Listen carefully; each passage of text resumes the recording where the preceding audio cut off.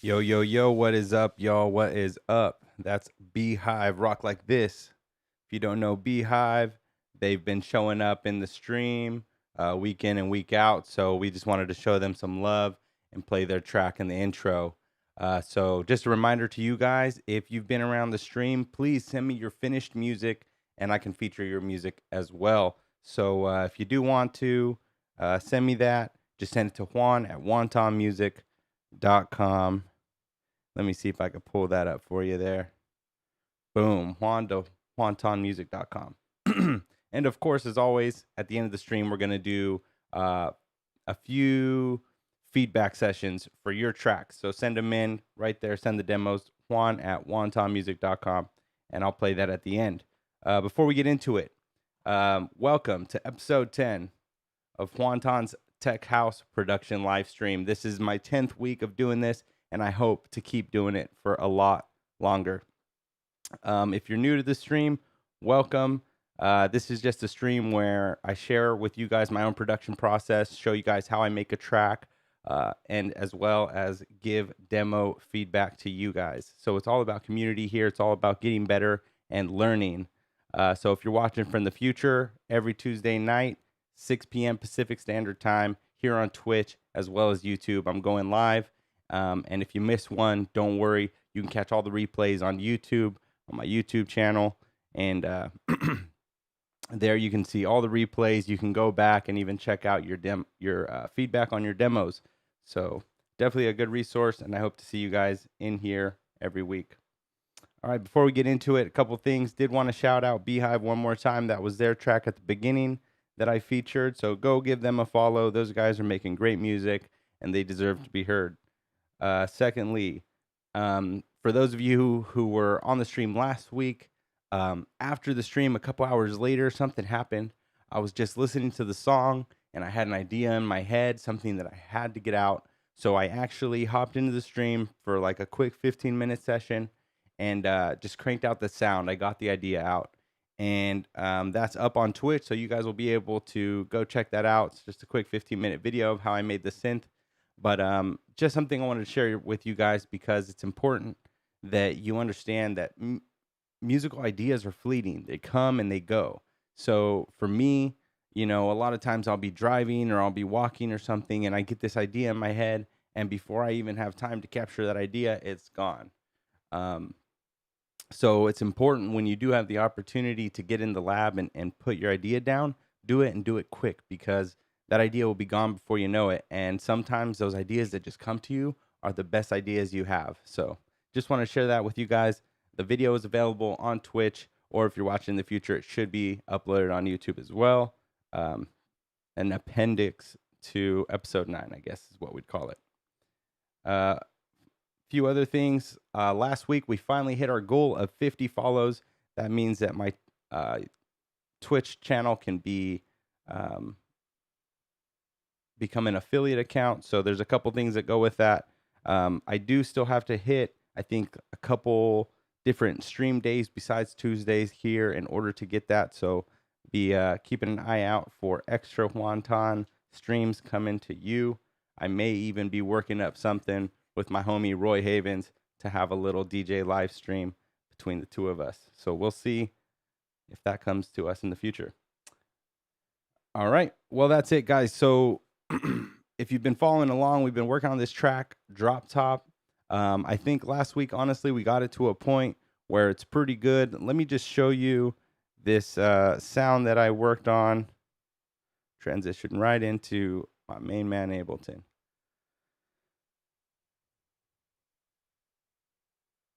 Okay, so there was just this break section where the bass was playing. I'll turn off the synth for now. I think it's this guy. So we come here from this laser section.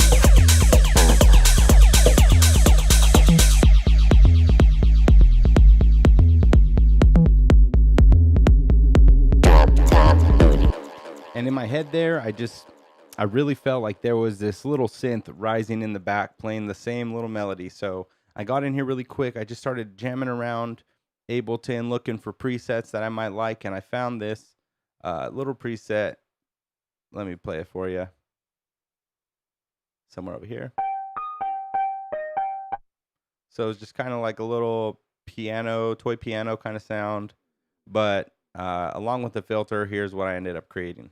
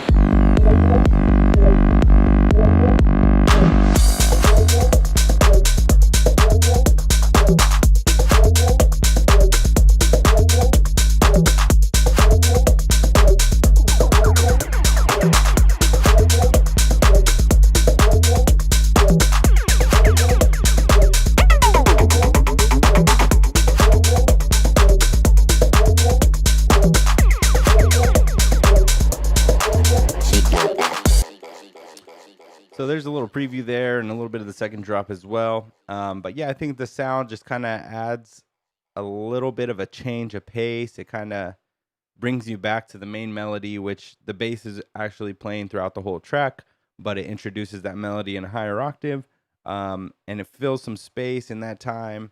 And then I don't even actually have it in the drop because I felt like it didn't really belong anywhere. So yeah, that's a cool sound that we added there. I'm pretty happy with that.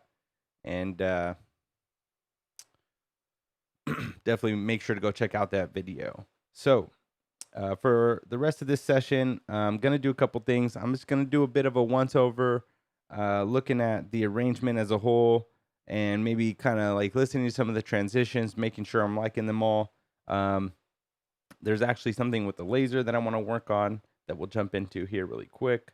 I'm gonna do a little bit of project cleanup to show you guys that we're getting ready for a mix down. I have an idea to add a little bit of vinyl crackle underneath to add some weight, and I'll explain why.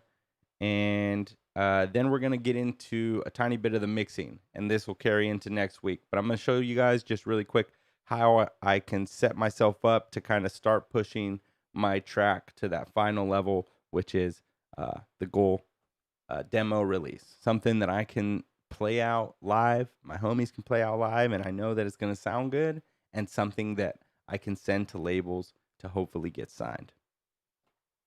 Cool, so let's get into it. So first things first, this laser here, is it this one?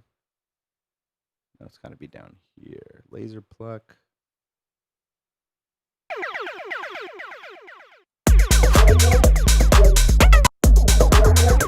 I think this thing's a little too loud here.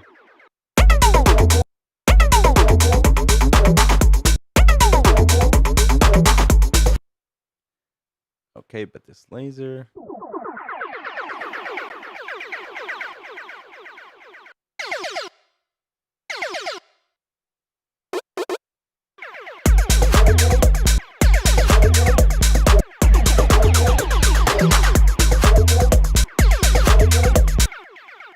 So what I was trying to accomplish here, or the issue that I'm having, is that the way that this sounds, it doesn't have a lot of attack. So it's just kind of like soft, I suppose. But when it comes in just specifically on these hits, see for here, this little kind of introduction to it coming into this next phrase, that's fine because I'm opening up the filter. But here, I need it to hit a little harder because we're in the middle of the drop. I kind of just want to be like, do, right? And it loses a little bit of that in the first hit probably because of the delay gain, the way it's coming in. So what I was thinking of is that I'd create basically a duplicate track here.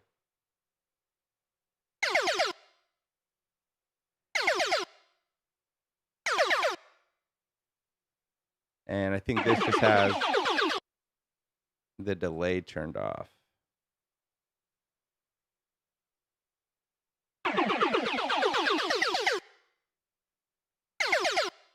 So what I want to do is just record that without the delay, like resample it, and then maybe just put it on top of the one that does have the delay and get a little bit more of that attack back.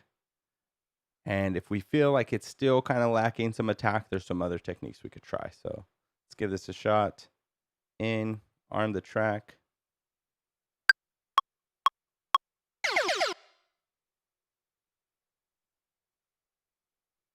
Do it again here.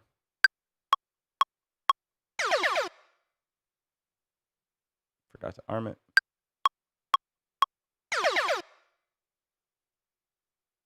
Okay.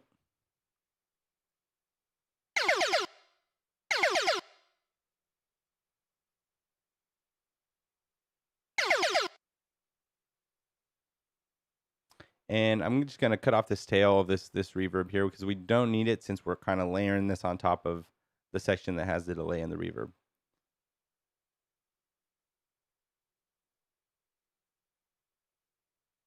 Take a little there too.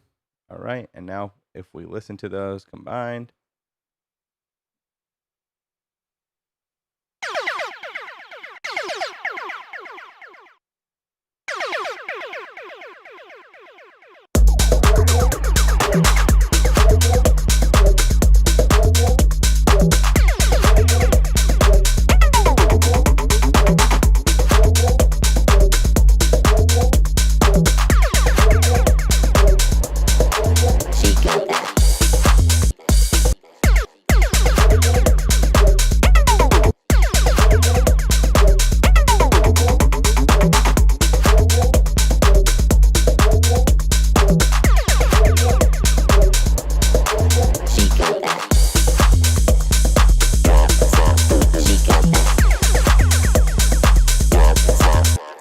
Yeah, that's cool. So I think it just adds a nice little bit of attack. Maybe bring that back up a tiny bit.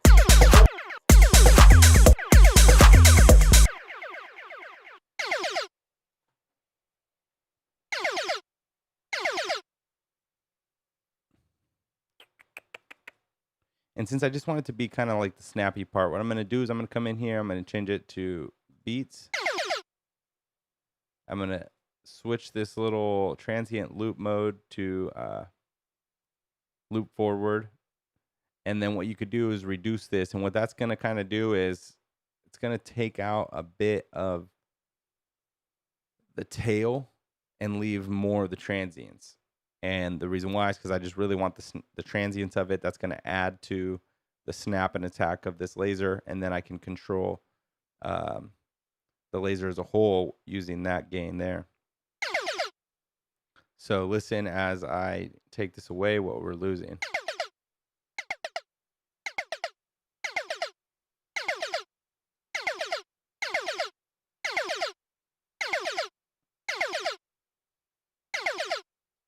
Maybe somewhere like that. Now back with our original sample.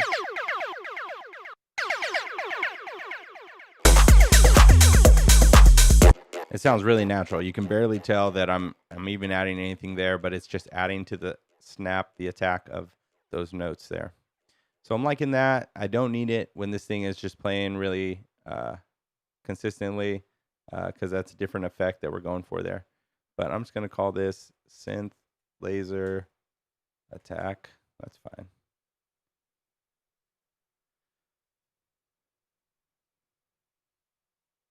Okay.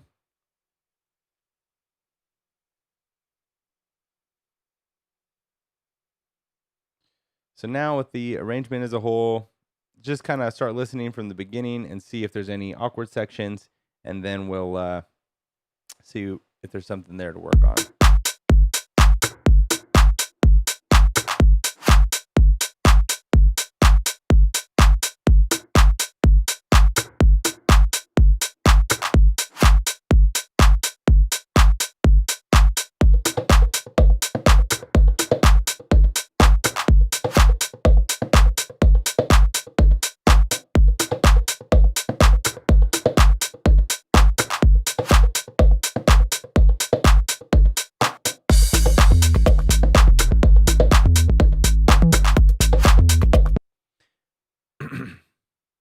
It's not extremely awkward, but there's this section right here where, when the groove section starts, the bass comes in and it just feels like slightly awkward. I don't know. Let's listen to it.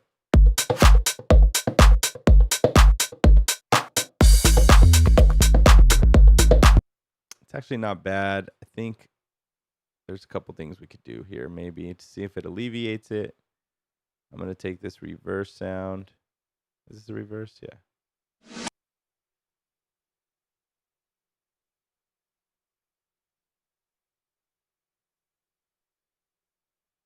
Put it here.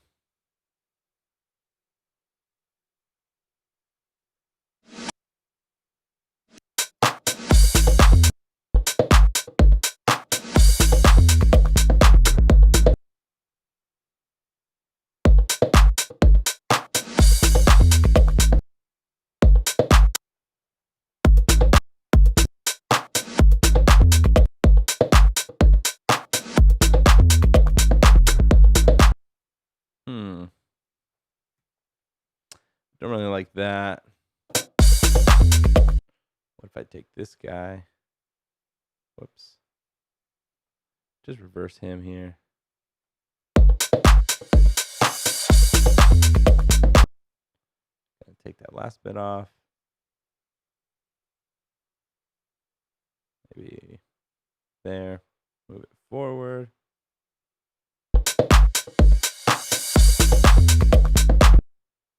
And then bring the volume down a bit.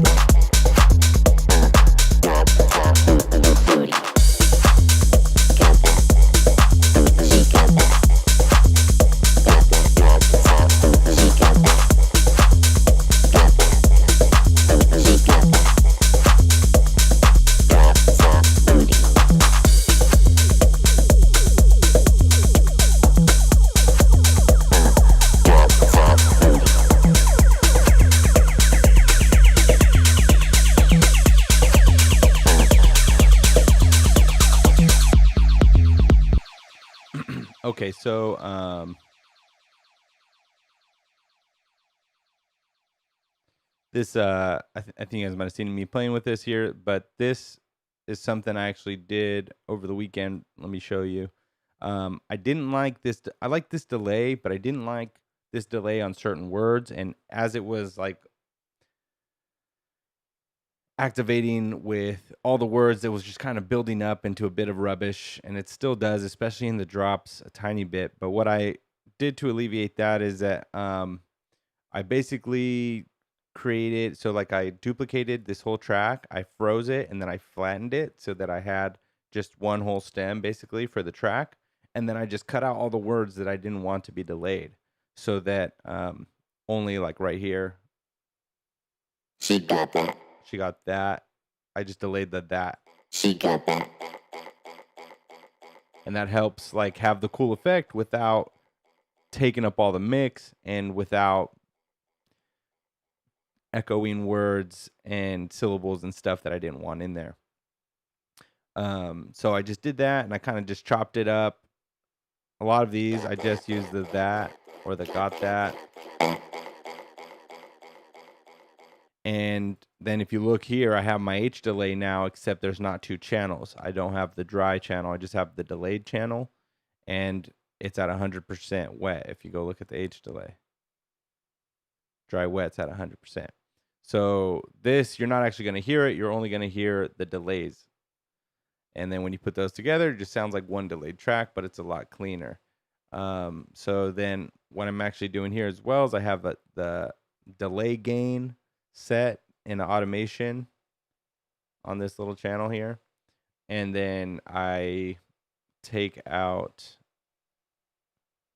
the delay at certain times. So I think I have the delay in at the beginning as it's rising up. Then I like actually taking the delay away and having it slowly rise throughout the drop. And then you can totally leave it in here during the breakdowns, cool stuff like that. Same thing here. I'm kind of building it up over the break. And then I think it's totally open over here in the second drop. So let's just listen. I'm actually pretty happy so far with the first drop, so I don't know that there's much here. Let's listen to these transitions.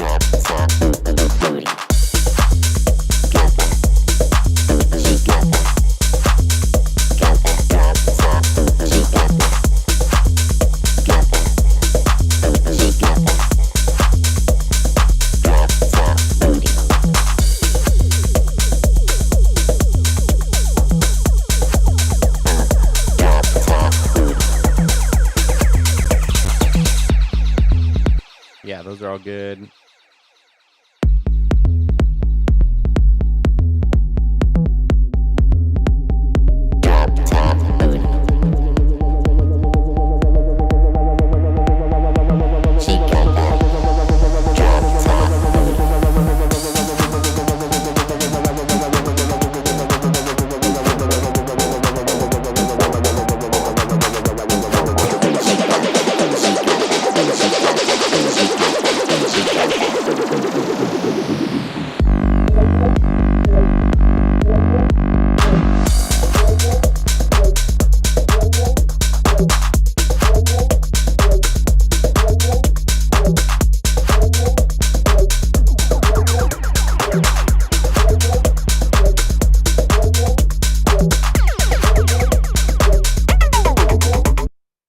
Okay, one thing I wanted to show here in this section, kind of an arrangement decision I made. I don't know if I ever talked about it, but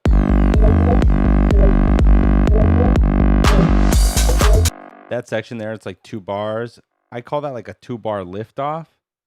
And it's sort of disrupting the continuous rhythm of the beat that we're playing. But I bring you back into it by keeping this whole section 8 bars. Now, I could have, and I've actually seen this done before, make a 2-bar section like that, but then still, when it comes back in, that's the downbeat. And that's not necessarily a bad idea, But for DJ ability, it makes this track hard to play because if somebody's trying to mix the two tracks through this drop right here, that's going to throw off the cadence of the sections of the songs. And then it's going to start to not necessarily train wreck, but like when the transitions are off, there's going to be weird fluctuations in energy. And then the other issue is that, well, you could get past that by simply just not bringing in the next song until this downbeat, but not every DJ is going to know that. So somebody might be playing this track one day and totally screw up their mix. And if it's my track that screwed up their mix, they're probably never going to play my track again. And they might even stay away from my tracks in general. So consciously, this is the decision I made was like, okay, I'm just going to use it as the first one and then use 6 bars to get back into the cadence of the 8-bar phrase. And you can kind of feel that.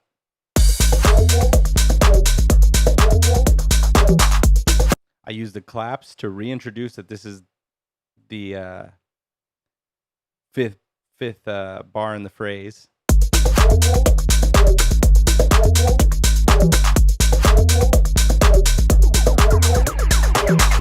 And then I use the rising laser to once again tell your ears that this is the end of the 8 bars. So there's a few things in there that are pointing to the fact that this 8 bars is supposed to be like 8 continuous bars, including this. So like that transition, doesn't sound too awkward.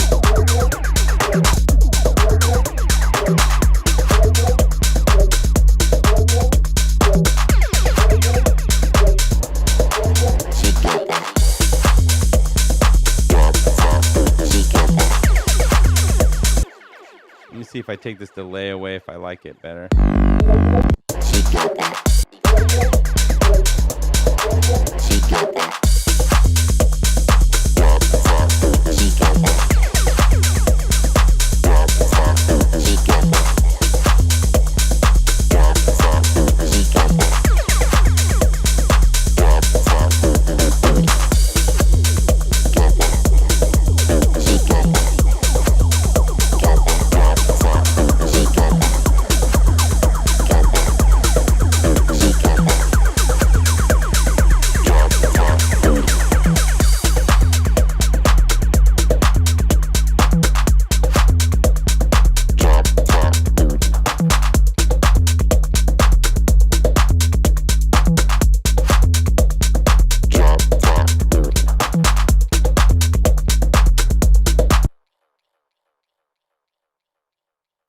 Cool. So one more time there, just kind of transition the delay up over time so that in the second and last phrase of the song, it will just be kind of full blast. Everything's kind of building. There's like a huge buildup of energy and then finally this big release into the outro.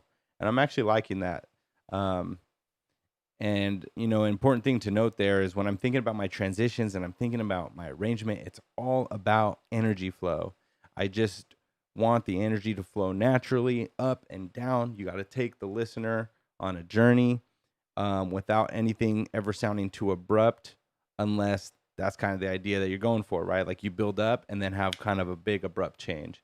But even those, you're controlling the energy by having a build up, by having this big build and release. It's all about tension and release. So just really try to think in that way when you're making your songs and you're asking yourself if these transitions are good. You really want to be asking, does the energy flow properly? Does it feel like the energy is going up when I expect it to be going up and down when it should be going down? Besides that, pretty good.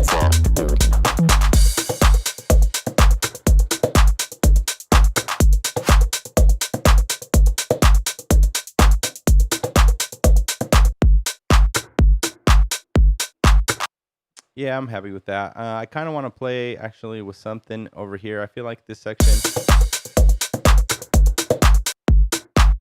should still have something of the original percussive beat. So maybe just come look at my perks here. Just duplicate those out.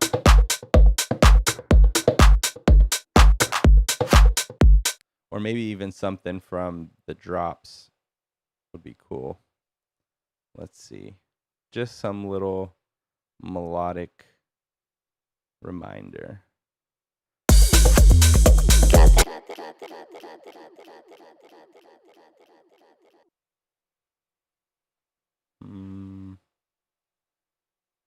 Mainly got the laser pluck. The vocal. Yeah, I mean, I guess that's really it. So, yeah, let's just do. We have this guy.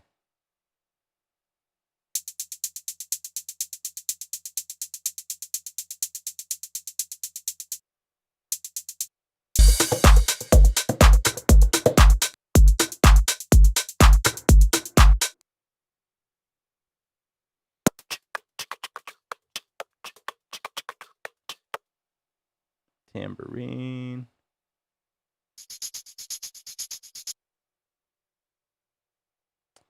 Yeah, I think it'll just have to be this percussive instrument. Percussive loop.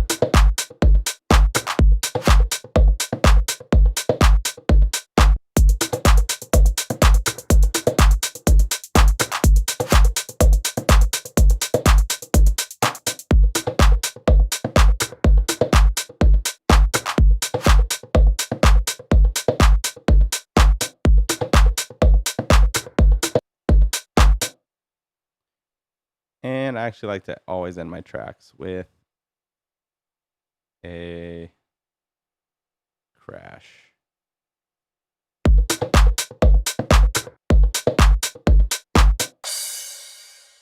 Just feels like it's a final thought. Hey, peace. I'm out. Okay. All right. So pretty happy with that. Think that went well. I'm liking the transitions. You know, it just kind of came together as I was building the song. So there's not too much here to linger around with. Everything sounds good to my ears. So just continue on.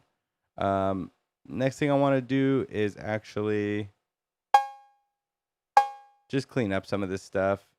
So what I'm going to do first is Command Shift S. Anytime before I do a quick cleanup, I just save it as a new version. That way, if there's any tracks I delete that I decide later, oh man, I screwed up, I really want that track now, I can always come back to this version and pull that out pretty easily. And I'll actually show you guys that. So, yep, today is 10/6, I believe.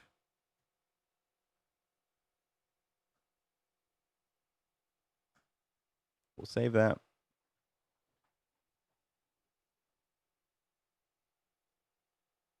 Okay, and now a few important things. I'm going to do collect all and save here. If you guys produce with any other producers, like collaborate with them, collect all and save is your friend. So this, when you do a collect all and save, what it does is it takes all of the samples that are in your library and inside of your samplers and all over your project that are referenced somewhere in your hard drive, and it saves them into a samples folder inside the folder of the project.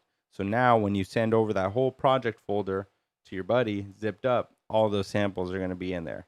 So definitely collect all and save. It's also, I really like to do it at this point in a track because basically every time I work on this track, I have to connect my hard drive, my external, because that's where all my samples are. If I collect all and save, I don't actually need my hard drive anymore to work on this track. So that's kind of nice because then I could just be working on it on my laptop specifically without having to be connected to an external hard drive. So collect all and save. It's going to be like, do you want to get everything? Yes, no from factory packs, because anybody you send that to is going to have the factory packs. Hit OK. And there you go. It's consolidating all that for us.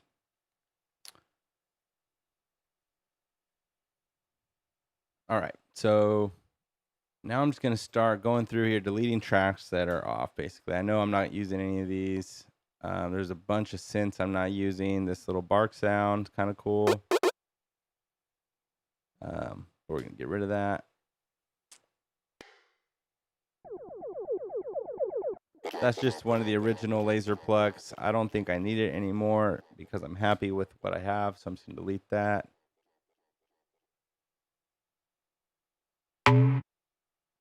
That's just a track that we used in resampling to create this sound.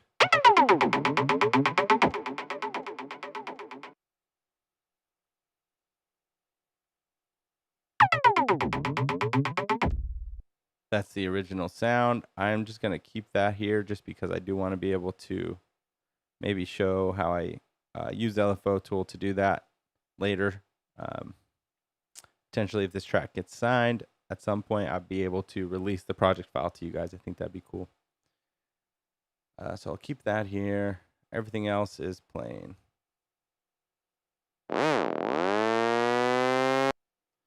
Synth.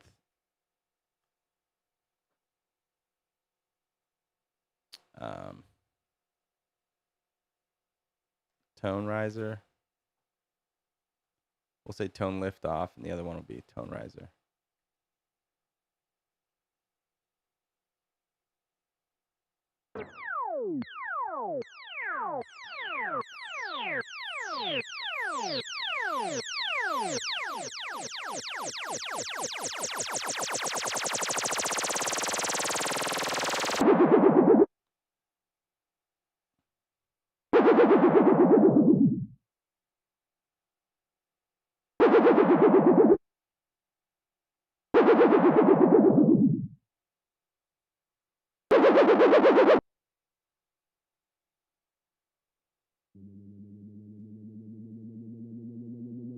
Synth, tone, LFO.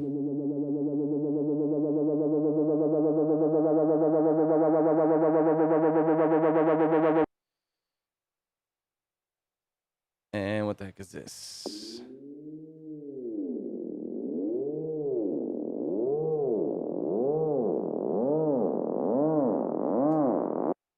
All just a bunch of different tone risers, essentially. Cool. So that one's good. I'm just going to sign track colors. Stay consistent. My vocals.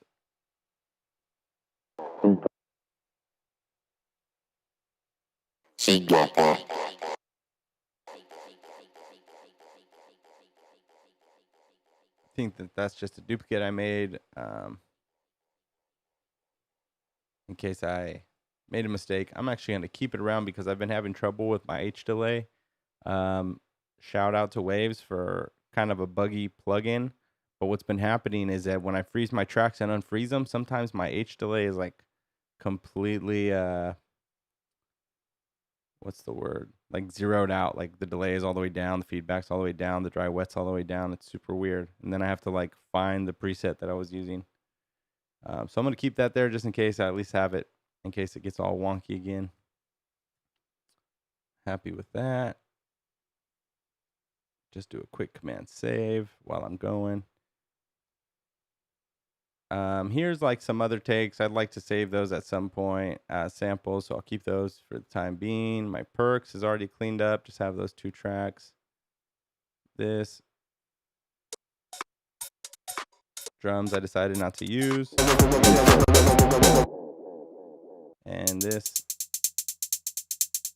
Just a drum rack I used to find a hi-hat. I'm already happy with the hats I have. Okay, now everything's cleaned up. And there we go. Now,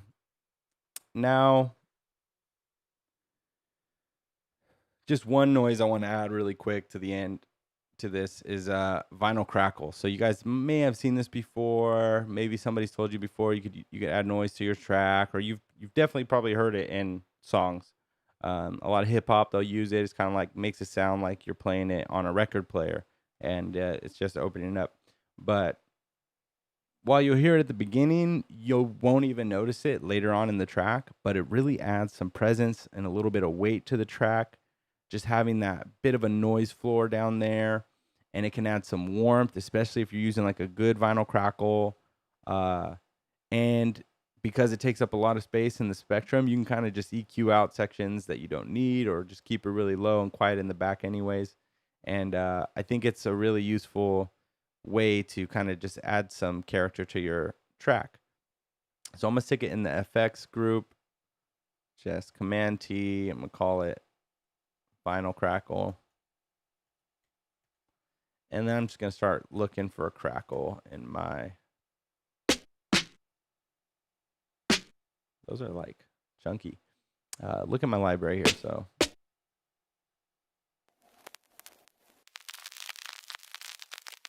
Sage Armstrong right there. This is a good one. And the thing is, I trust it because it's Sage Armstrong and it's from his pack, and I like his music. His music's, I would say, in the vicinity of what I'm trying to go for a lot of times. So definitely pull that in here. And let's see if it sounds good.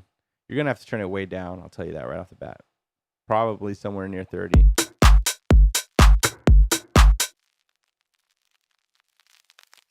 There it is in its totality. By the time I've turned it down, you can barely hear it.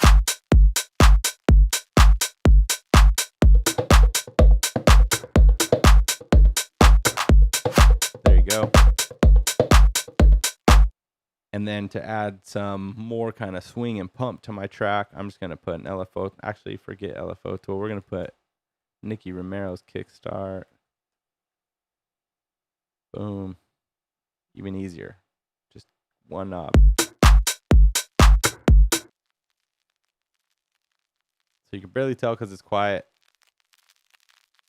But there's a light pump on that.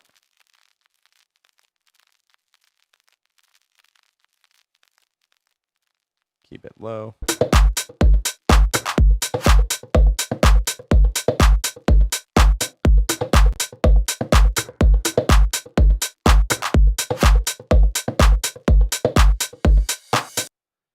In fact, what I'm going to do here with this EQ is I'm going to actually turn this from stereo mode to mid side. And then in the middle, I'm just going to take off a bit of the high end. Actually, I'm going to leave the high end. I'm going to just do kind of a dip down here, kind of where I think a lot of the vocal and the instruments are going to sit. Something like that. But then on the sides, I'm just going to leave it totally fine, except make sure I cut some stuff over here. So the side information, maybe even put a little bit of a... Oops, not this guy. Just a little bit of a shelf up. Help create a bit of width on my mix while not taking up any space from stuff that needs it in the middle.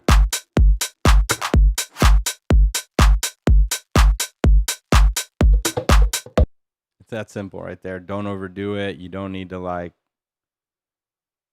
saturate it or anything. You want it to sit in the back, and you want it to actually be as pure a sample as possible, because what you're going for is like a vinyl crackle. You got vinyl crackle, like don't mess with it. Honestly, the biggest thing with vinyl crackle is just finding the right source. Like I'm gonna just extend this. Nope. Just duplicate it.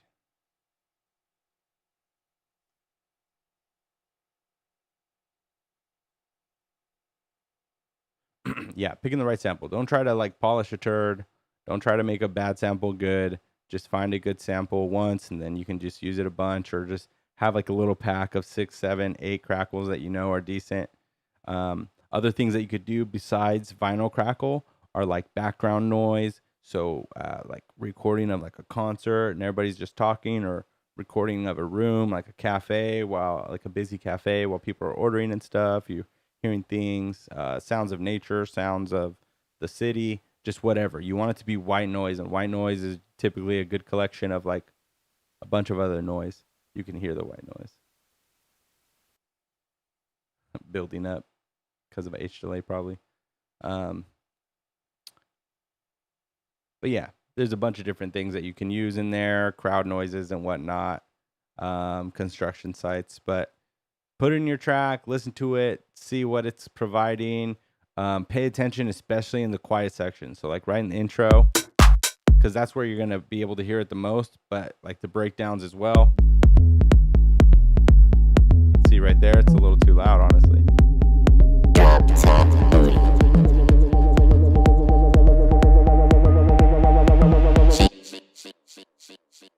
I also recommend like when you're setting the level, set it to where you like almost barely hear it, and then go down even like 0.1. That's okay.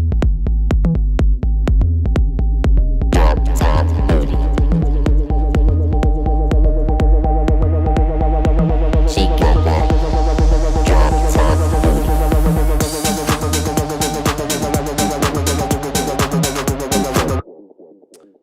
Cool. I'm happy with that. So let's see. Next thing that I wanted to do. Okay. So with that, I'm basically done with my arrangement, right? Got the whole thing done. What I'm going to do here is just do a quick export of the track. Highlight that whole section. If you guys notice, I don't always start at 1. I just don't like working with the edge for some reason. But just highlight the whole section, Command-Shift-R, and now that it's going to know where it starts and how long. Set it to 16 because all master tracks are going to be 16-bit, so just do a 16-bit so that's what you're comparing against.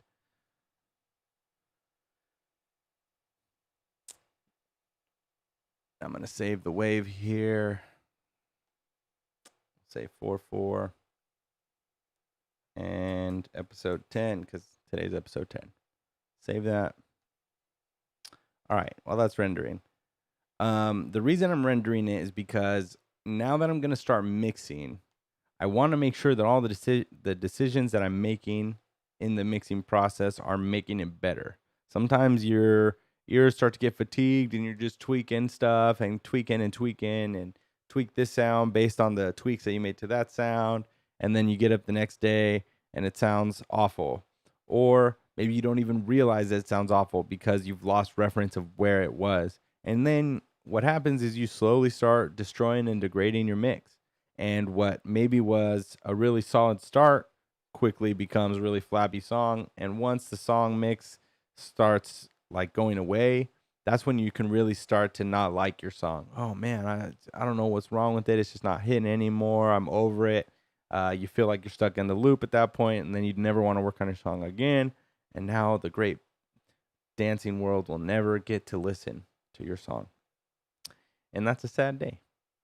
But what we can do to fight that is always have the WAV file of where you started in your mixing session. So right now I'm exporting this so that I can drop it in at the top and know, hey, I'm working on version 1.44. Where was I at 1.43? Oh, okay. I see. I'm trying to make this better. Does it sound better? And at the end of your mix, 10 minutes, 20 minutes since you've started working on something, trying to improve it, you can compare what you have to what you had and say, okay, does this sound good? Does this sound better? Has my mix improved? And it's a lot easier to judge that with the A-B comparison than just based on the memory of your ear, I guess. So definitely recommend doing that while you're making your mixing decisions. And to that point as well, make sure that you're taking breaks. Don't mix for 4.5 hours straight, just sitting down with your headphones on, blaring in your ears full blast. Your ears are going to get fatigued over time. That's just, you got to know that. And I'm sure most of you producers do know that by now. So understanding that, work in 25, 50, maybe an hour intervals on a mixing, and then go take 10-minute breaks. If you do want to work for a good amount of time, then at least take a 10-minute break to reset your ears. I say every 2 to 3 hours at the very least, go for a walk, let your ears hear everything else, stop blasting it with sound for a little bit, let your ears come to a rest, because as you get better and better at mixing, I promise you're going to understand that your ears are best when they're fresh. You'd be mixing a track late at night, think it sounds all good. The next day it sounds like trash. It's because your ears were fatigued. But that's not a bad thing, because your ears told you first thing in the morning it was trash. Your ears were working. You just don't want to overwork them. Just understand there's going to be that fatigue. And what happens with that fatigue is you're going to start cranking up the high end a little bit because you're not hearing it as well because your ear's getting tired to that. So you're going to crank it up. You're going to crank the bass up a tiny bit because you want to hear it thumping a little bit more. And that's how you slowly degrade your mix. So make sure we're taking little breaks. Make sure that we're A-Bing all of our mixing decisions.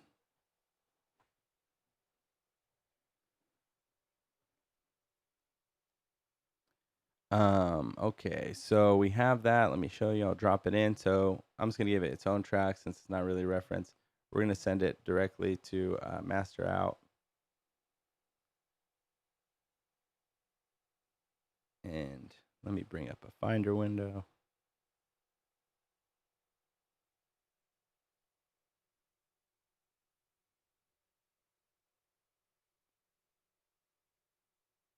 Right here.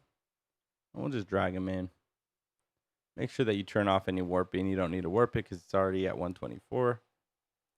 And now we can just always compare. So a few other things. This shows you your waveform, and you can see how hard you're squashing it and even compare it with your reference track.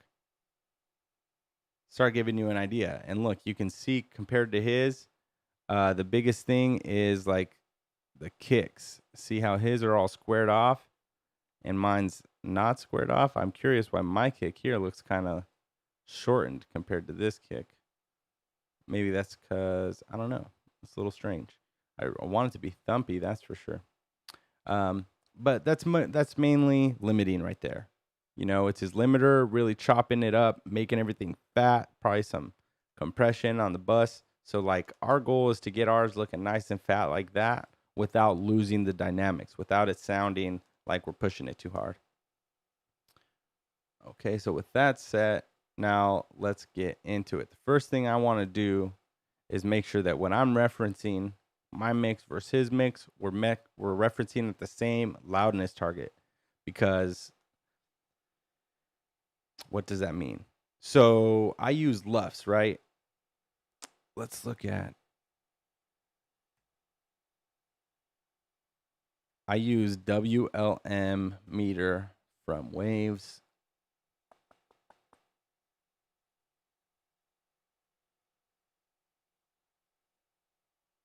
I put on my master. What the heck did I just put that on?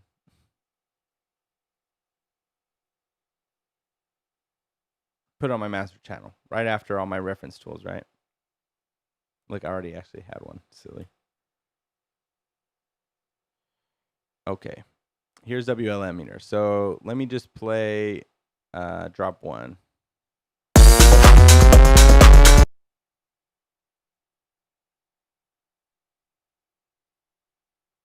Oh, duh.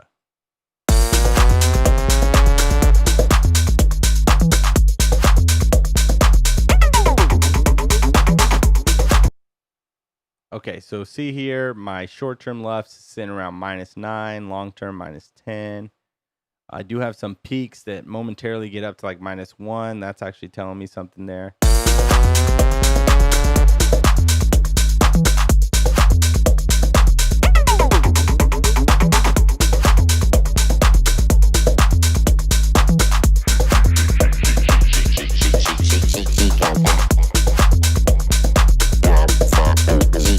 Maybe not. That actually makes more sense. Like -7. Okay. I was going to say, if you see a big peak, typically that's something it's telling you there's something that's jumping out too loud, hitting the limiter. You want to take care of that. But sometimes it'll just do that because you like pause and play or something.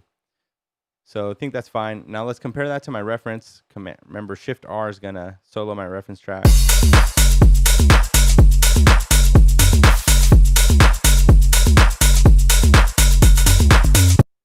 Okay, so then you can see he's sitting at -6.3 with the short-term average of about -7.4. LUFS, I think LUFS stands for loudness units full scale, whatever you could take away from that. But it's just a better measurement of loudness than simply decibels or like the peak decibel value of something. And loudness really takes into consideration the track as a whole. So obviously, if you just listen to his track and listen to my track, you can tell that my track's a little quieter than his.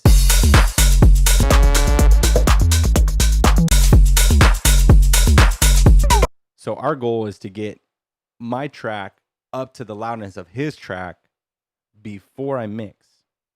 And I know that sounds crazy because you're thinking, isn't mixing going to be what helps you lift it? But in terms of loudness, no. I can get my track to his loudness simply by limiting it. And then the limiter is going to tell me areas in my track that need to be mixed. Because what happens is as you start pushing everything into that brick wall limiter, things are going to start to get really chopped and pushed. Areas that are, there's too many things going on, are going to really get compressed. You're going to start to hear the limiter. And those things are really going to help lead me to the decisions I need to make on my mix. Because when I'm just staring at it, listening to my mix alone with no reference, you know, it sounds good. It sounds great until I play it up next to this other song. Now there's starting to be some differences. So how do you find those things to work on? Let your ears guide you. And this is how your ears can guide you. So now I know that my reference is at minus 7.7 and mine, let's check one more time, -9. Okay, really easy. I'm going to go to my master chain where I have FabFilter Pro L2. I'm just going to push this guy.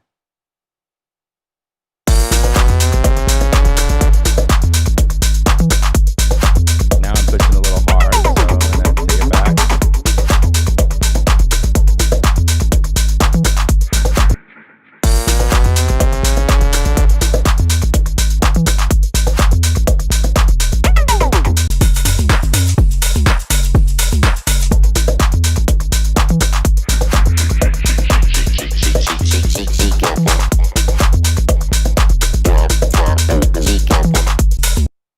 And there you go, guys. Like already I've pushed mine to the loudness level of his. It's close. There's definitely some discrepancies in the mix now that I'm hearing it. I'm like, oh, his clap is brighter than mine. His hat maybe is bigger and open than my hat is. But those become more obvious when you're level matching or when you're loudness matching. So cool. We got that loudness matched. Now we can really start trying to figure out what we need to work on.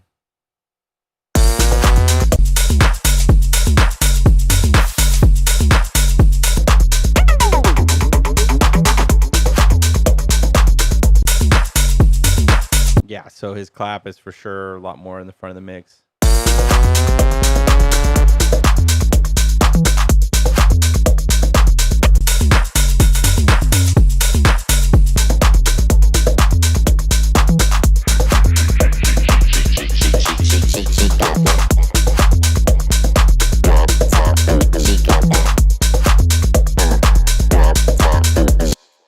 Okay, cool. So, definitely a few things there that I'm hearing are quieter. But I'm actually going to start by building like a frame of the mix. So when you think about your mix, there's a couple ways to think about it. You got top to bottom. That's like your frequency. You got your low end, you got your high end. You know, your open hat's kind of up here. Your clap's a little bit lower. The vocals and the synths are kind of right in the middle. And then the bass and most of the kick sits in that low end, right? So there's your vertical. Then you got your horizontal, which is like your left-right sound. So that's literally like having a mono versus a stereo signal and making things feel like they're to the left or to the right. And then you have depth, which is created with delays and reverbs. It's about creating a depth in the mix, like feeling like things are going and coming. So the first thing you need to do is set that frame, and I mean that vertically, horizontally. And the frame, I believe, starts with your kick up to your hat. Like that's the frame of the mix. So if we can get the loudness of the hat right, we get the loudness of the kick right, then we can just mix everything else to sit in that frame of sound that we've built and start to get everything right where we want them. And I think that that's kind of like an easy approach. I learned that from Zermello. Zermello is a really good music production teacher. He offers a bunch of courses and stuff online. Look him up. That's Zermelo, I believe. Zermello. Definitely, I learned this technique from him and guillotine mixing from him online, and definitely can recommend his videos to you guys if you're looking to learn more. But definitely going to give you guys what I've taken away from it. So let me show you how to get a frame started. We've kind of already set the kick once before, right? So we can go look at our spectrum on the master, see where our kick is, and then see where the reference is.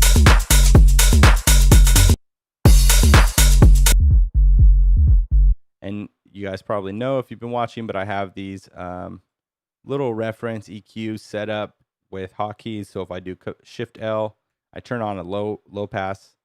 If I do Shift H, I turn on a high pass, and then Shift M for mids. I forget what it is because I use M for mono.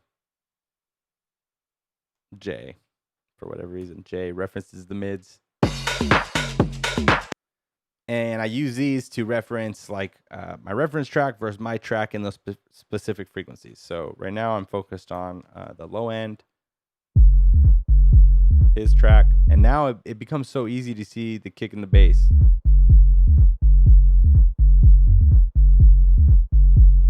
And another thing to note here, if you're listening to it really closely, there's nothing else in the mix in this low end except for a little bit of the hat and a little bit of the clap.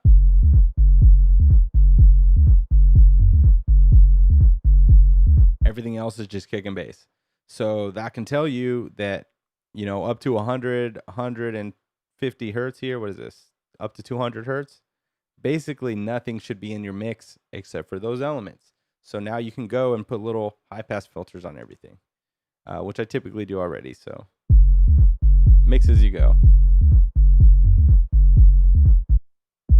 Compare with ours.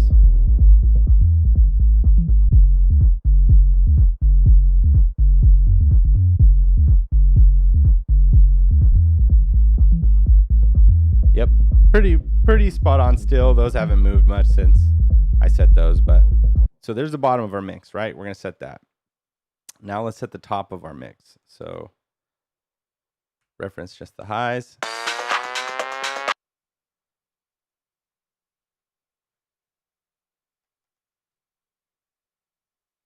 Let me see here. Go.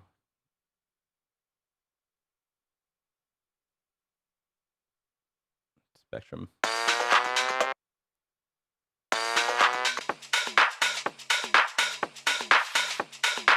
All right, now we gotta find.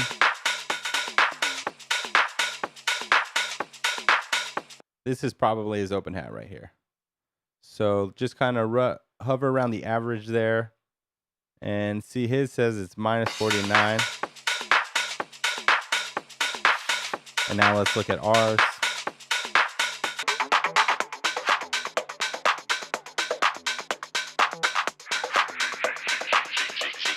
So we're like a minus 52. So we can come up a tiny bit with the hat, the main open hat.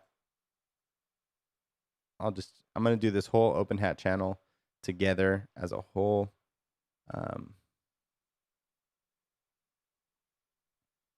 Come back here. I'm going to hide my reference tracks because they're getting annoying. Whoops. Or my returns.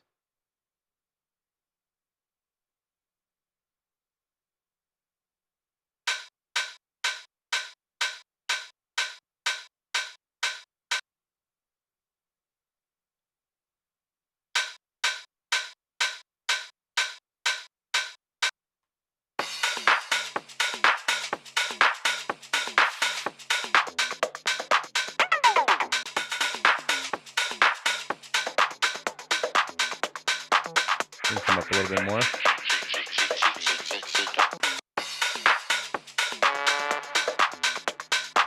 Okay, another thing I like to do is use this little LFO tool. I have, you can go to shape, basic, flat 100, and that basically makes like, it puts the shape all the way at the top. Basically what I'm doing, and I turn the depth all the way down. So this is not affecting the sound in any way. I just really like how they show their waveforms. So if you click this little icon here and light it up green, you can see the wave.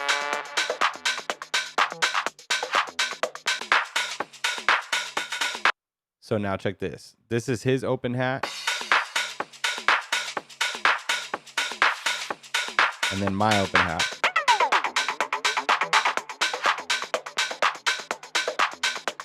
And you can tell just from looking at the shape of it, kind of what you need to start doing. So if we start turning this up, let's see. And you can use this. Let me see. Actually, make this bigger.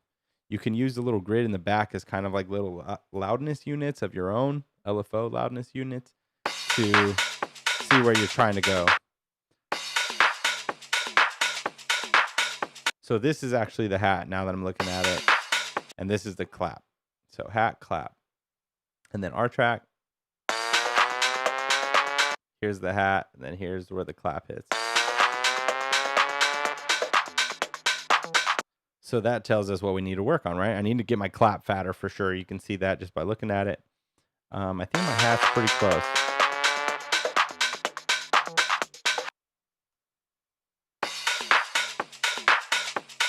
So I think the hat can potentially go up more. Let's listen to it.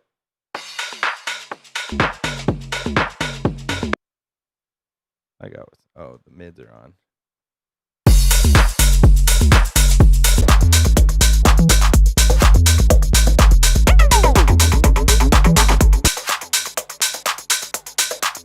There we go.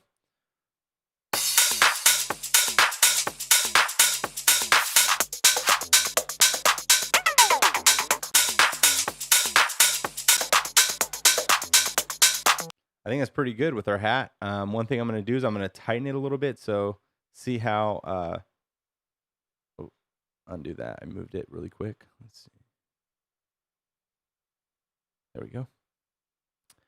Let's compare. Look at his. He's coming up to about right here. And just like a nice little curve down. And then mine.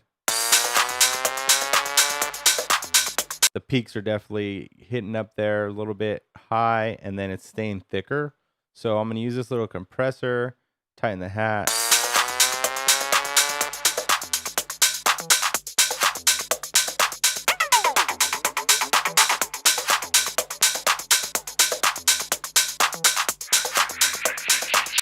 And now I'm using the release of this little compressor to act as like a little, to kind of shape the tail, basically.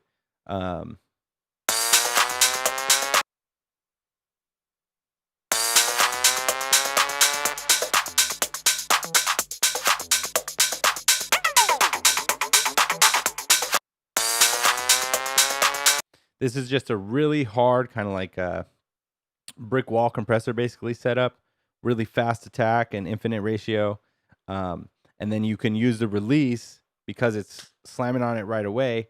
Just use the release to like let go, and it lets just the it'll control the tail. So here, let me show you without the filter on it. And you can see what we're doing.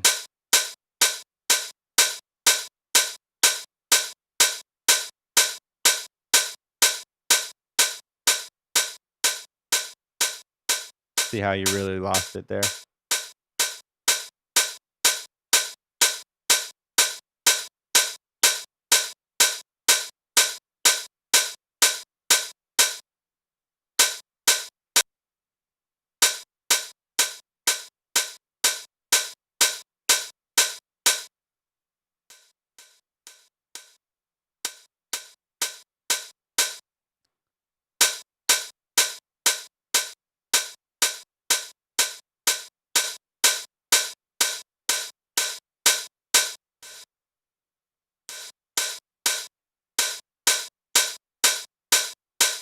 You want to make sure you let the transient in.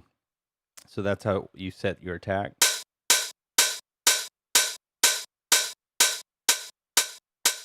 And then by increasing the release, it really starts to make that concave. So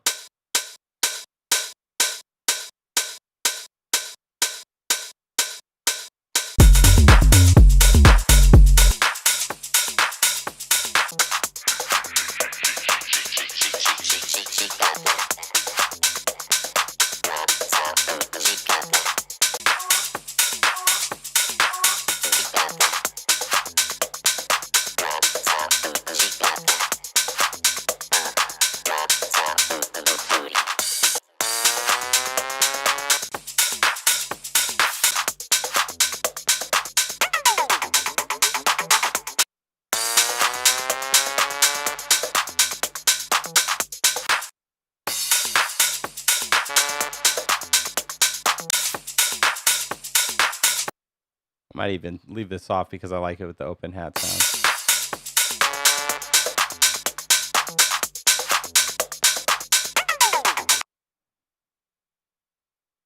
Okay, so let me do one more thing. I'm gonna get Synoxis Free G Stereo. Synoxis. Put it here. I'm gonna turn off this add presence. This is just a glue compressor with the range turned all the way down, so it doesn't actually work as a compressor. It works more like a limiter, basically, a clipper. So that's what I'm doing, and I have the soft clip turned on.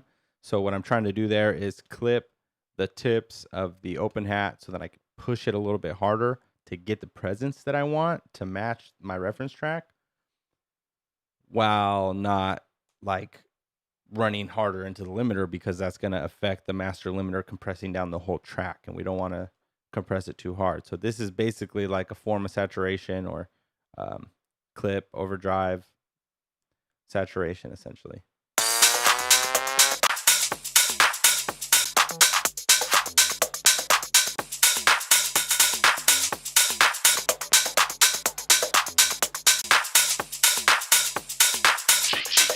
So I think it's good. I think we could actually just come down like probably 1 decibel to 2.5 to get those peaks closer.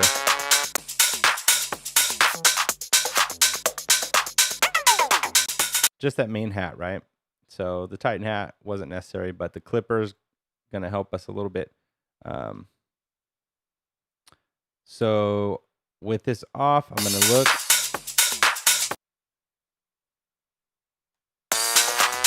What my peaks are, minus 4.7, and then I'm going to turn it on. I think you set the threshold to minus 4.7. And I can start pushing it up.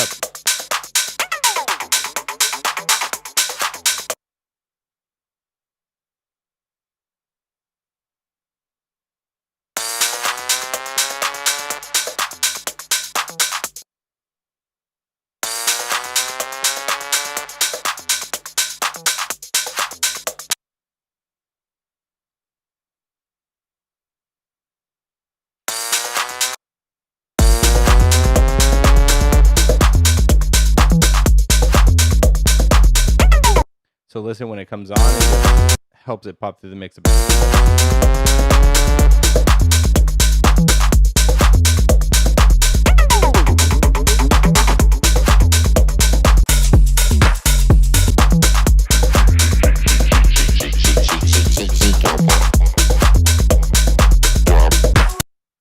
Okay, so I think there we go. Should be pretty close. Let me just double check over here in the spectrum.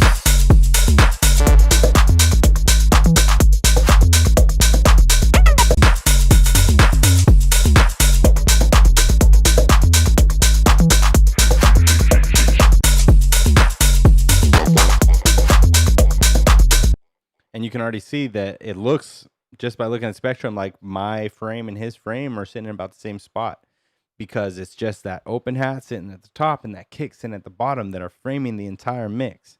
Now, I'm sure if I listen to the rest of my mix right now, everything else probably feels like it needs to come up a tiny bit. And that's okay. That's what I was trying to do, right? Is set the frame so that we could start mixing the rest around it. And if you've been following along, you see that I actually do a lot of mixing on the go. As I'm doing this, we set the kick and the bass right away, because if your kick bass relationship isn't set, how can you even build a groove on top of that? I've been tweaking things a little bit here and there to get them all to sit in the mix. We've done things with compressing the drums as a whole. We've done what are they called? Little side chains for the hat, for the clap, and for the kick. Like, all these things already have been adding up to a really crisp mix. And I really like mixing on the go, because if you're a dance music guy, like, you have to feel the track, and so much of the feel and the groove comes simply from like little mixing techniques and adding saturation and putting the sounds in your face. So if you're not doing it along the way, like, it's really hard to feel the song that you're building, So definitely most of the mixing happens throughout the process of creating the track, and it's just this last piece that's really going to squeeze that last little juice out. So that's it for today, guys, on the production side. I really just wanted to show you guys how we can set that frame of our track really easily using a reference, and now everything else is just about trusting our ears. Next week at the beginning, the first thing I'm going to show you guys how to get my clap sounding like the clap in our reference track. It's definitely subdued and pushed in the back, so we'll look at some techniques to bring that forward. The clap is another kind of like anchor in your mix, because just in-house, tech house, those kinds of dance genres, the drums, the kick, the bass, the hat, and the clap are basically the most loud things in your track. Sometimes the vocals will be up there, sometimes synths will be up there, but those other four elements are going to be there no matter what in every single track.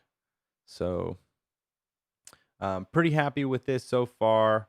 I'll make sure to, let's already compare it to what we had before, just that little loudness.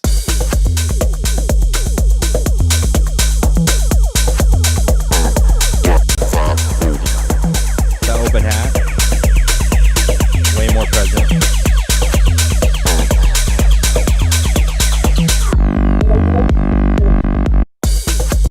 So, let's see.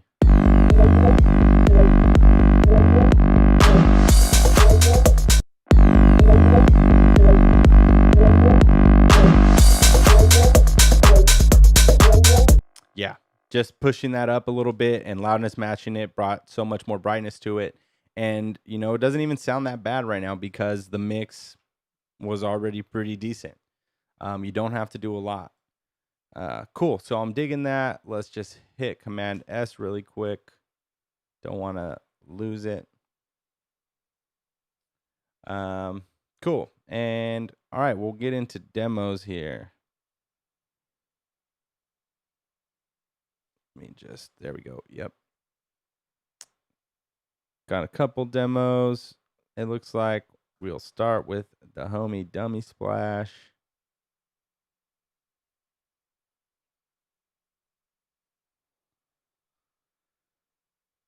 Dun, dun, dun, dun.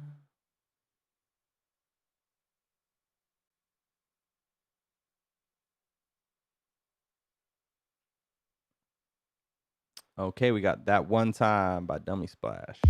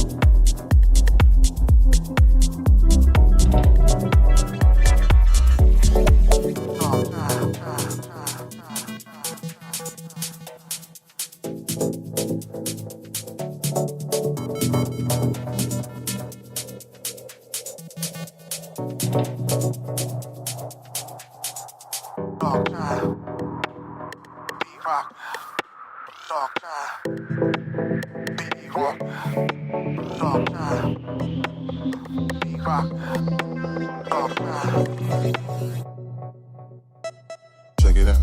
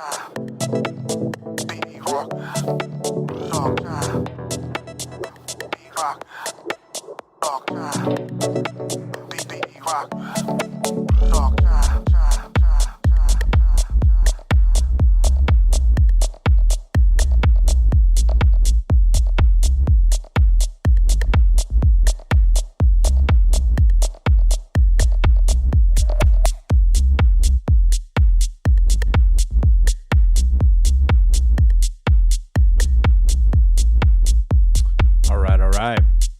That One Time by Dummy Splash. Sick track, man. Sick track. Check it out. Check it out. I like that vocal. Check it out. It actually sounds familiar. It reminds me of the Channel Trace song. It's like, check it out. Something like that. But it sounds good enough, I think. Just kind of peaks my ear up a little bit, but it doesn't necessarily sound like it's copying anything. I wrote here first and foremost, sick deep vibes. I was digging it. Definitely had me kind of just like feeling like I was cruising in my head.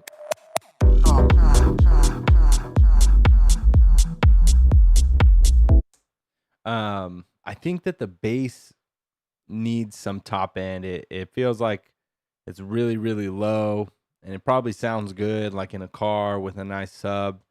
But I imagine if I play this on my MacBook speakers on my phone, I'm not going to hear the bass at all, and it is adding a bit to like main melodic line of the track, so that's going to be a bit of an issue for anybody that's listening to this anywhere other than on a fat ass system. I don't know if I can say that on Twitch. I guess we'll find out. But I just think that you could add some, maybe try using our bass from Waves. That's a really, really quick, easy way. Or like FabFilter Saturn. If you don't have any of those, then just like look at maybe any multi-band saturation, or just potentially what you could do too is like duplicate the bass onto its own channel. Really saturate that channel and then cut out the low end and put on top of your bass. That's kind of a way to create a bit of a top end, but just something to help it pop out a little bit more in the mix, because it's a really cool bass line. And to that point, I also had a little bit later that just the kick bass relationship, I think, is probably a big place. This track could use just like a little sprucing up. I think it's pretty good, man. You got a good kick and a really cool bass sounds. Just think if you tighten up that relationship between them and get their side chain working properly and everything, it's really going to really add some groove and punch to the track. I really like the delays you use on the synths.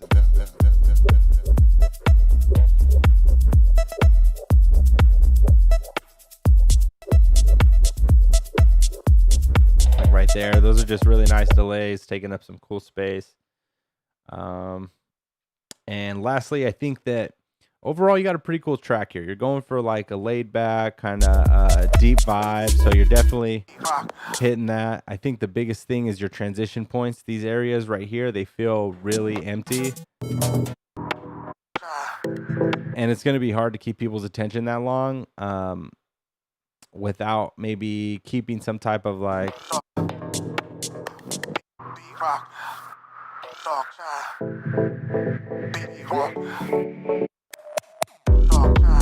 like main rhythmic element. I think, I don't know, something with the drums needs to carry you through here.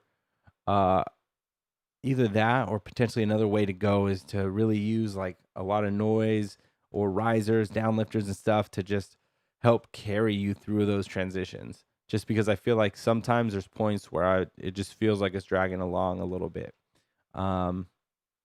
To that point, just the transition points. So just like using crashes and stuff, I think would help. But overall, great idea, man. That's not too much I could really give you there, but hopefully gave you something helpful. Yep.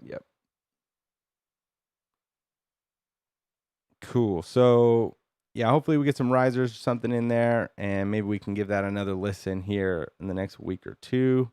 Let me see what else I got in the demo box. Looks like we got one from the Beehive. Heck yeah. So bring that up over here. It's called Blinkers, BITCH. Blinkers, bitch. Featuring my main man, Chocolate Sushi. If y'all don't know Chocolate Sushi, go follow that man on Instagram right now. Dude is a very creative guy out here in the SF scene. He can dance like a beast. He's made songs with a couple of my friends. And yeah, man, just really creative individual, fun-loving man. If you ever are lucky enough to meet him, tell him Juanton said what's up.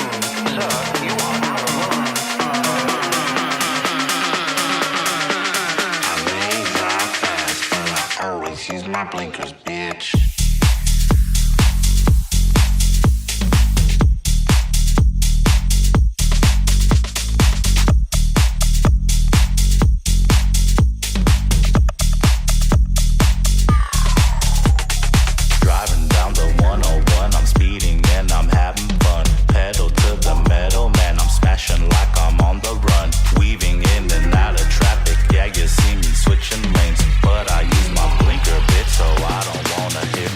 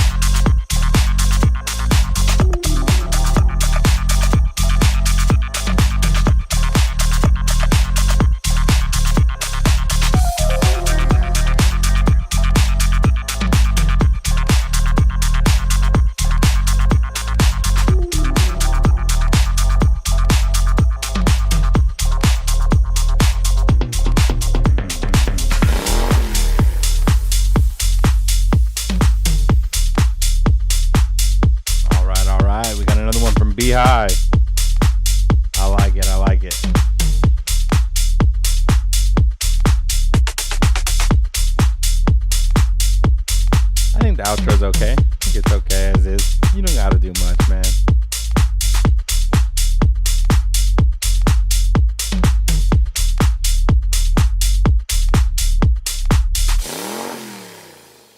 Always even got the little rev there at the end. Creative. I dig it. Another one from Beehive. Man, you guys make sick music, bro. I just want to say that. So you guys, in case you don't know, you make dope music. Don't stop doing it. For me, okay. First thing I noticed was some bass notes. Let me show you here.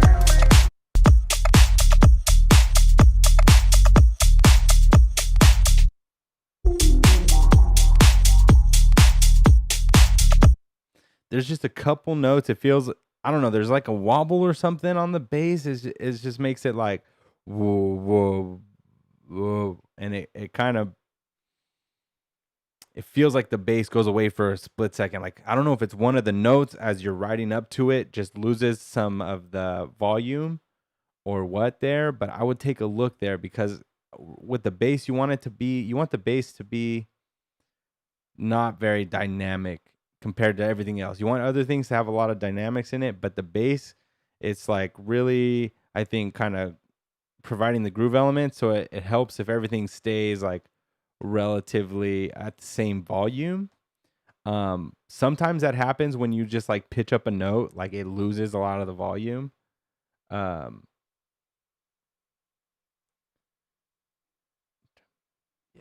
Okay, gotcha. Yeah. But I've had that issue before, and one way I think that you can kind of get past it is that you take just that one quiet note. If it's the note that's quiet, you could take that and actually just duplicate it onto its own track so that that note is alone, and then you can control the volume of that note. Or if you have it a clip, you can cut that note, turn the volume up there as well. It's just a really simple way. Another quick trick might be using Waves Bass Writer, which is just a plugin by Waves. It's like somebody's writing the fader on your track, but it helps to just level match the volume of your track using a fader, basically, so that you don't get any of the artifacts from like trying to compress it or trying to limit it or do other stuff like that, because you're just really just trying to increase the volume of that one section or for that one instance, you know. But I don't know. It feels like it comes and goes away from me a little bit, and it feels just slightly off-putting. And then later on in the track, in the main grooves, it starts to feel like it's kind of like taking energy away very slightly in the middle of the groove. I don't know. Just feels a little awkward. So somewhere to maybe play around, see if you can figure that out. I did want to say the vocals, very creative, man. Just obviously it's unique. It's from Chocolate Sushi. Nobody else has this. You know, it's got a cool idea, and you match the idea with the rest of the sounds you got going in there, like the rooms and the alarms and stuff. Like, you're really creating a soundscape here, and I think that's really, really cool, man. Keep that up. 215 to 230. See the section.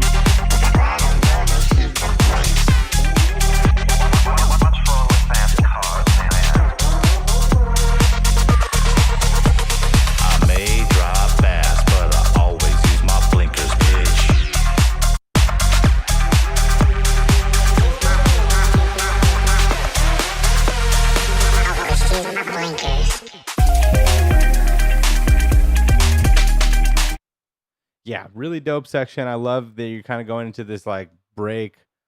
Doom, doom, doom. Just this tiny transition right here feels slightly awkward. I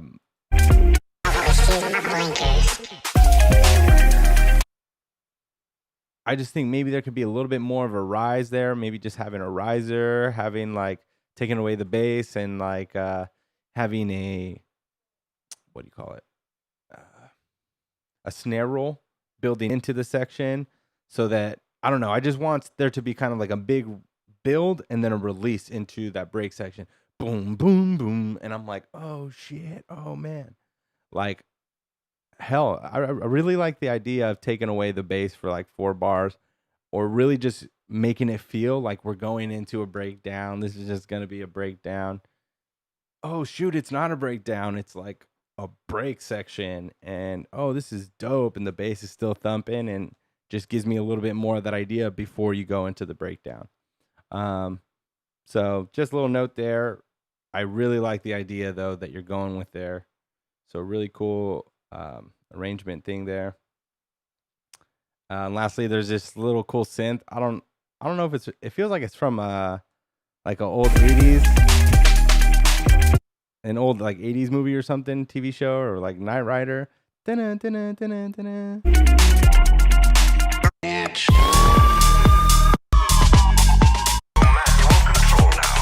Driving, fun, pedal, switching lanes, but yeah, you see me switching lanes. Dun, dun, dun, dun, dun, dun, dun, dun, dun, dun, dun, dun, dun, dun, dun, dun. That sound? So sick, dude. And I think that it feels subdued in the track. Like I think that could be a little more upfront and a little bit more of like a driving force in the rhythm there. And then I feel like I noticed this with a lot of the tracks. You guys have so many really cool what do I call them? Sound candy. I call them sound candy. Just little cool sound candy things going on. I think that those are all a little too loud and drawing attention to them. So maybe bring those down and then bring this up. That's just my 2 cents. But just the things that are carrying the track along, let those be a little bit louder, and then let those ear candy coming in not be as loud. Like this laser. The alarm just feels a little loud. There's also maybe some sibilance in there that could be taken out, like high 2 to 6K range. But yeah, so that's just kind of personal preference at the end of the day, like how loud you make those sounds, but just my 2 cents. So hopefully that was helpful, guys. As always, you're making dope tracks. I'm just being nitpicky here just to help you guys out as much as I can. Okay, so with that, let me see if I have any more demos. Okay, I'm not seeing any here, but I did want to share one last track with you guys. This is a Juanton track. Let me just gonna play this.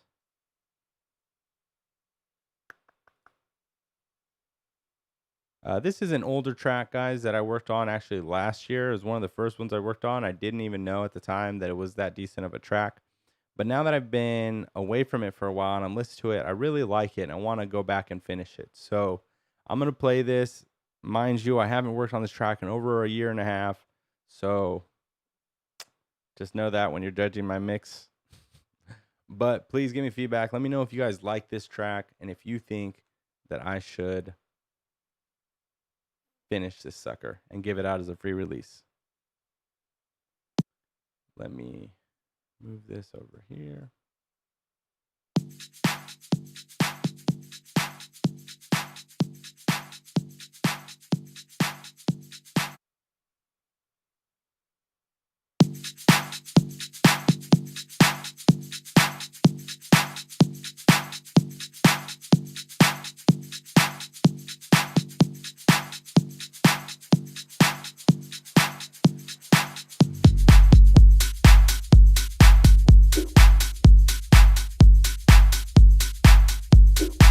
Background. This is a remix of a track I did for my homie Pavones called Pac-Man.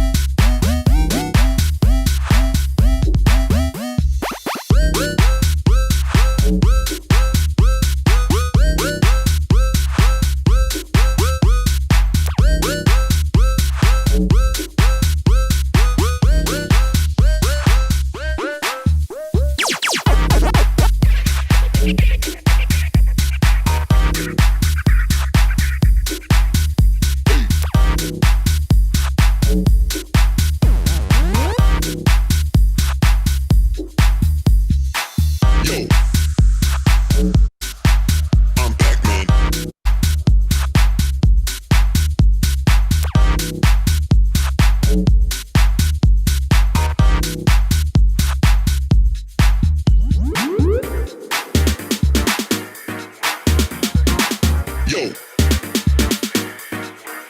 I'm Pac-Man.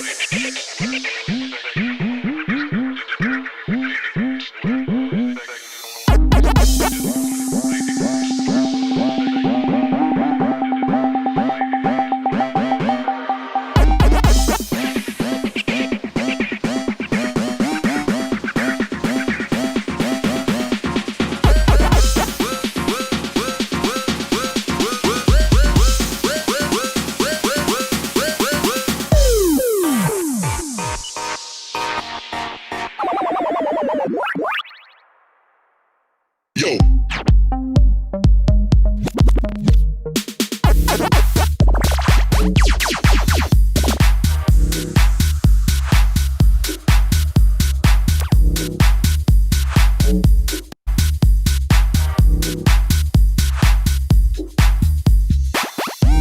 Yo, yo, hey.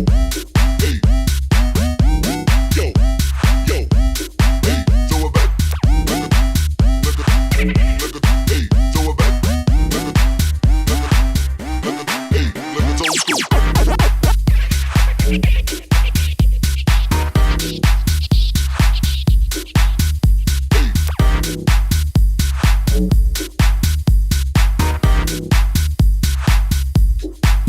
Yo, I'm Pac-Man.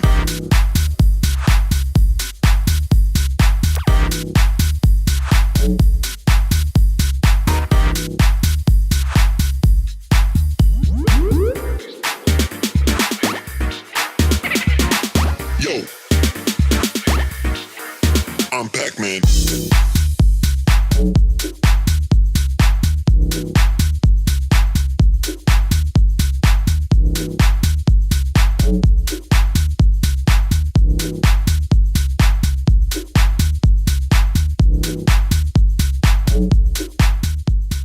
All right. So yeah, that one. I think I played it at Northern Nights last year. Not even last year, but the year before. Maybe it was last year. Was the first time I played it, but um, kind of put it away after that. Never really came back to it. And as I'm going back through my old tracks, I just found him like, this is a lot better than I realized it was at the time. And I just feel bad that it never got out there. So I'm thinking maybe this would be a cool one. Yeah, it looks like you guys are digging it. Mentioned the synth's pretty cool. Threw you off when they came in. Yeah, I think I could probably go in there, work on introing the synth a little better. And I think I need to use the vocal a little earlier too. Those all come from the original track, which is cool. So I think that establishing early on the connection to the original track would be important.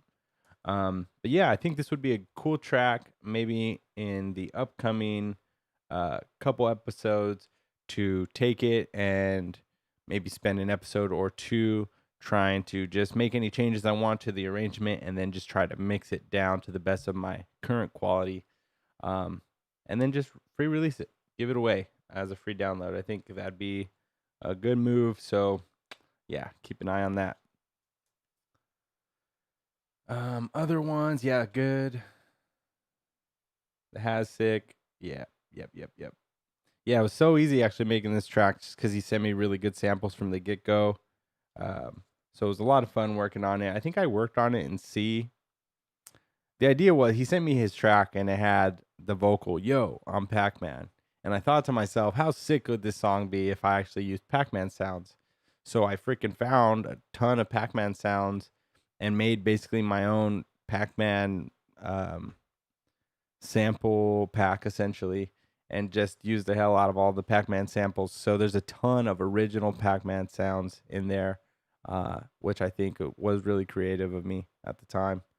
Probably the first track I made that was actually kind of danceable too. So I'd love to see it reach the light of day.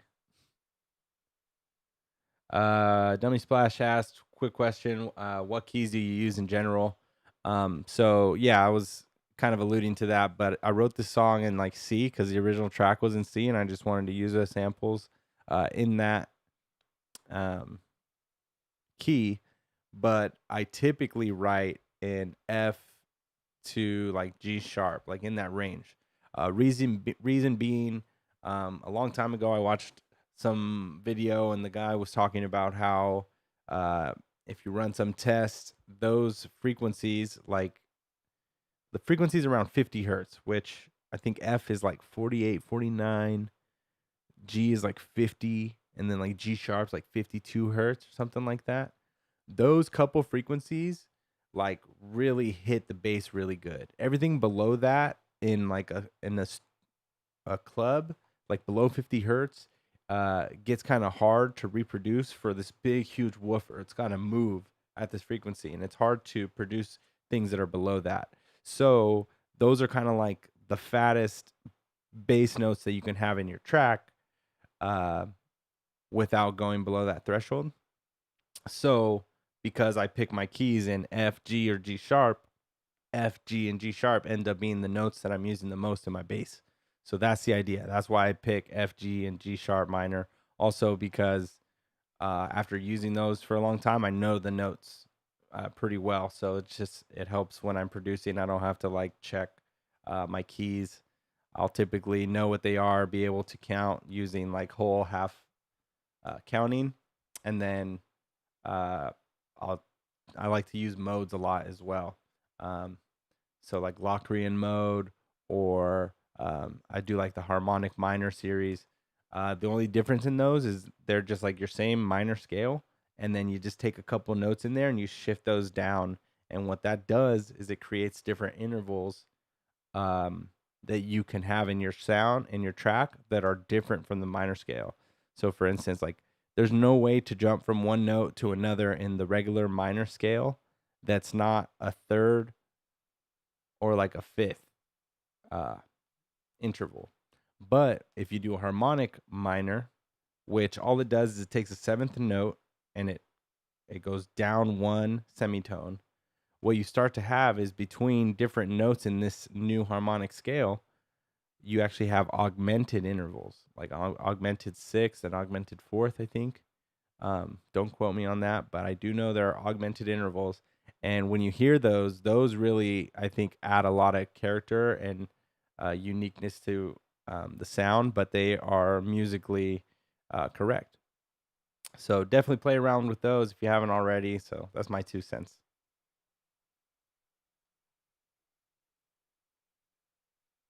Yeah, don't deviate very far, to be honest.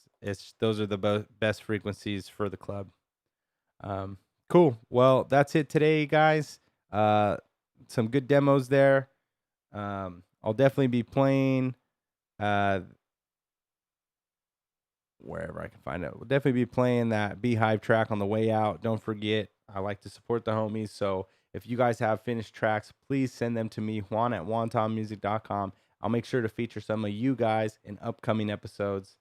And if you like the stream, please make sure to click follow, go to YouTube and click subscribe. We're streaming here every Tuesday night, 6 p.m. Pacific time. We hope to see you guys in the upcoming weeks. Till then, stay hungry, stay creative, keep producing. Peace, y'all.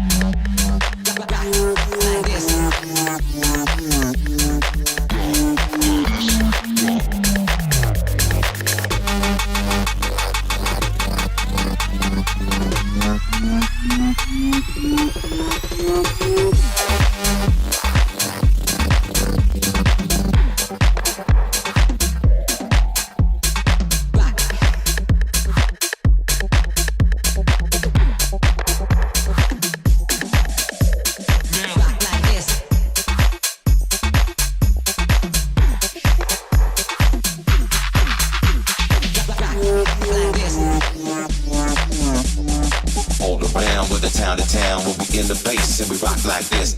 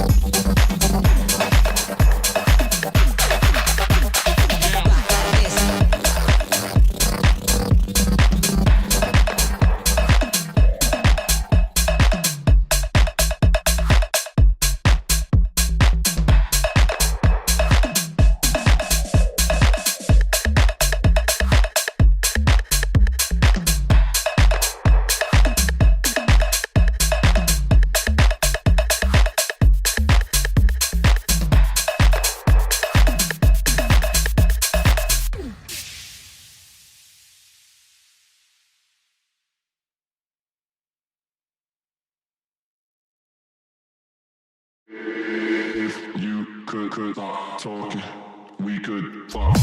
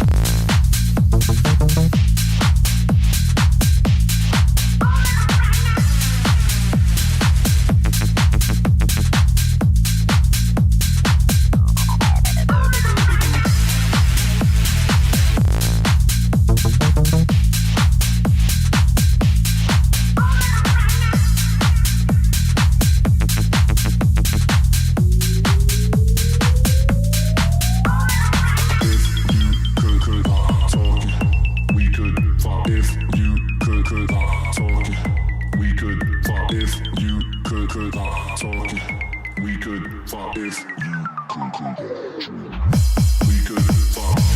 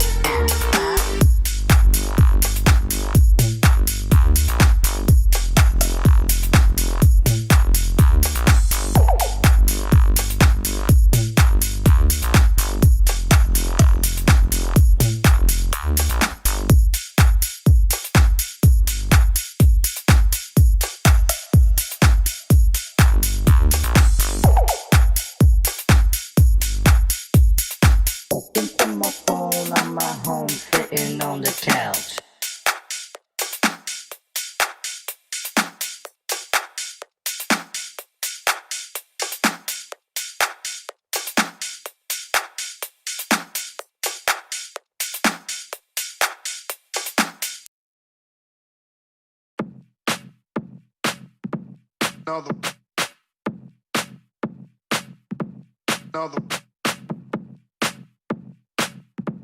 Another.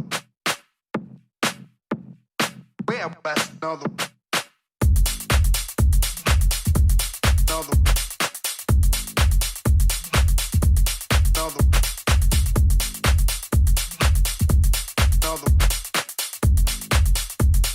Where best another.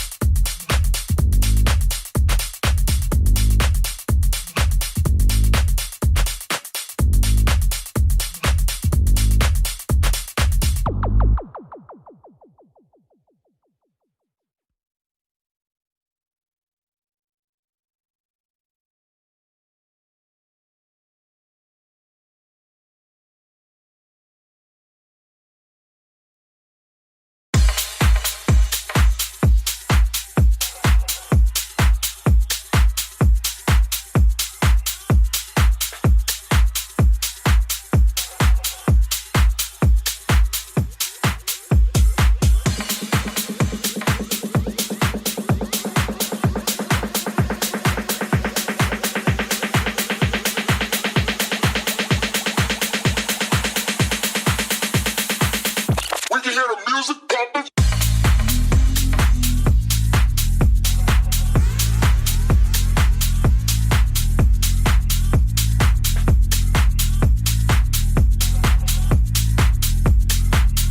We can hear the music pumping.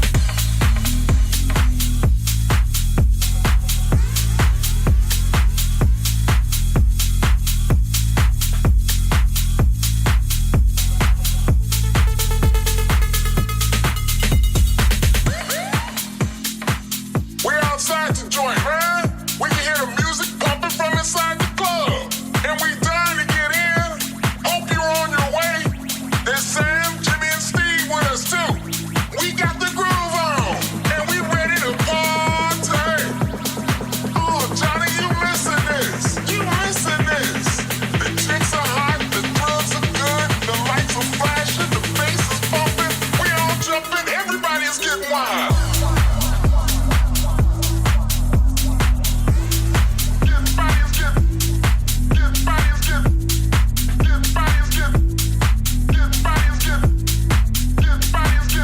We can hear the music pumping.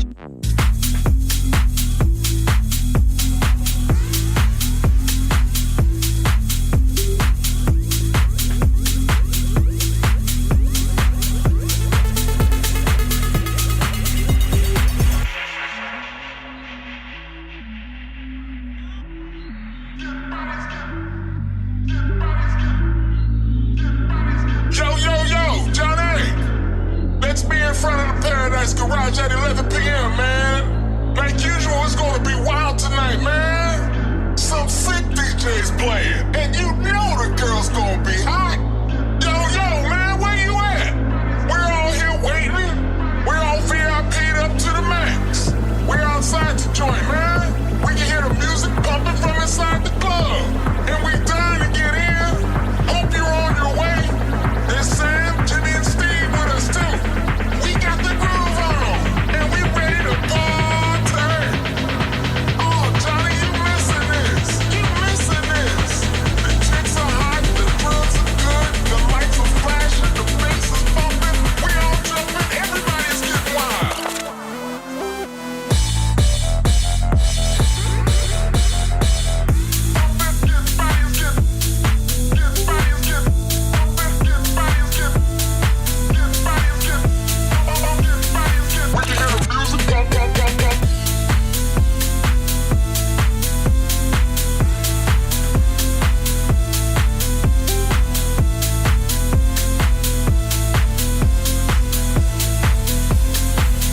We can hear the music pump, pump, pump,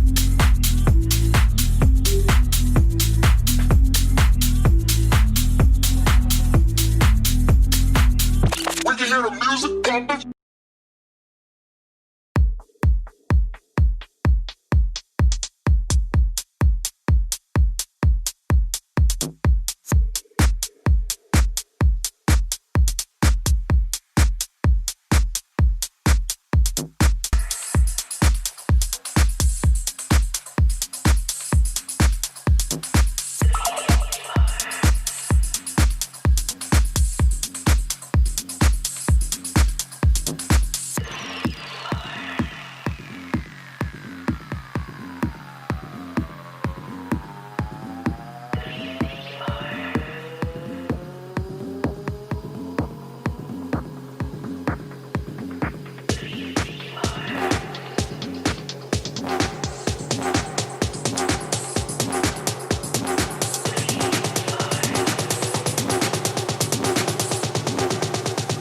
We can hear the music pumping.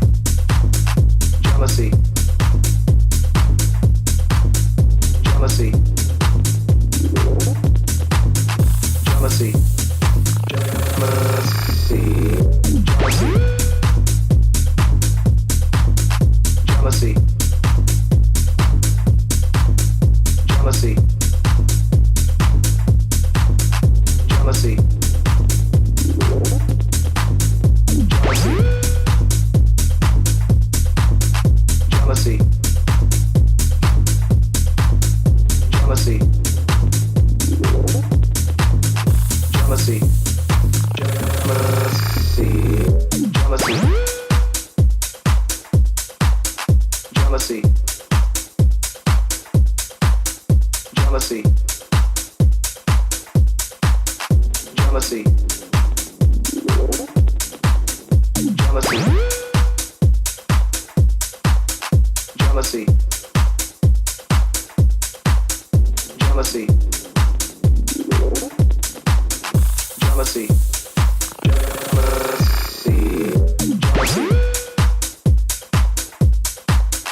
jealousy, jealousy, jealousy, jealousy,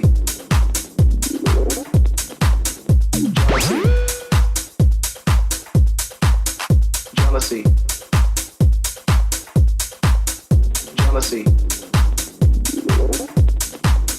jealousy, jealousy.